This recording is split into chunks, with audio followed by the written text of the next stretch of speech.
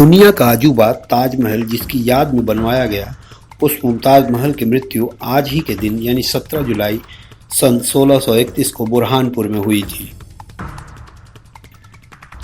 सन 1593 में आगरा में जन्मी मुमताज महल शाहजहां को बेहद पसंद थी। यही वजह थी कि शाहजहां अपनी सभी बीवियों में उन्हें सबसे ज्यादा पसंद करते थे। वो उनसे दूर नहीं रह सकते थे। इसलिए मुमताज महल की मौत के बाद शाहजहां ने उनकी याद में ताजमहल जैसी शाहकार इमारत का निर्माण कराया, जो दुनिया में अजूबा है। कहा जाता है कि मरने से पहले मुमताज महल ने आखिरी वक्त में शाहजहां को अपने पास बुलवाकर उनसे 2 वचन लिए थे।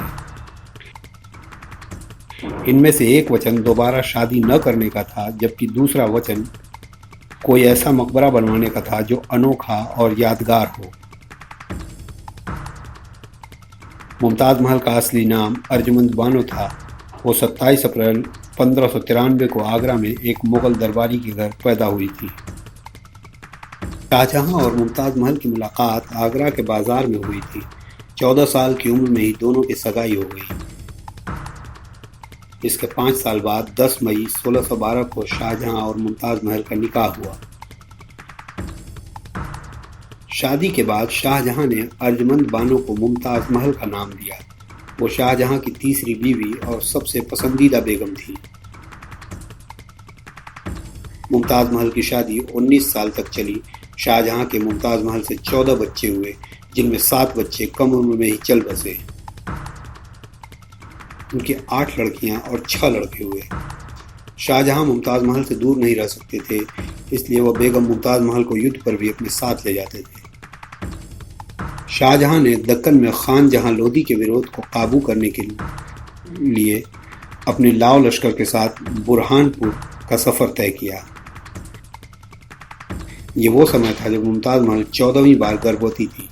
इसके बावजूद वो भी शाहजहां के साथ गई। धौलपुर, ग्वालियर, मारवाड़, सिरोंज और हंदिया होते हुए 787 किलोमीटर की यात्रा करके जब मुमताज महल बुरहानपुर पहुंची तो वो बेहद थक गई थी। इसके चलते गर्भवती मुमताज महल की तबीयत खराब होने लगी।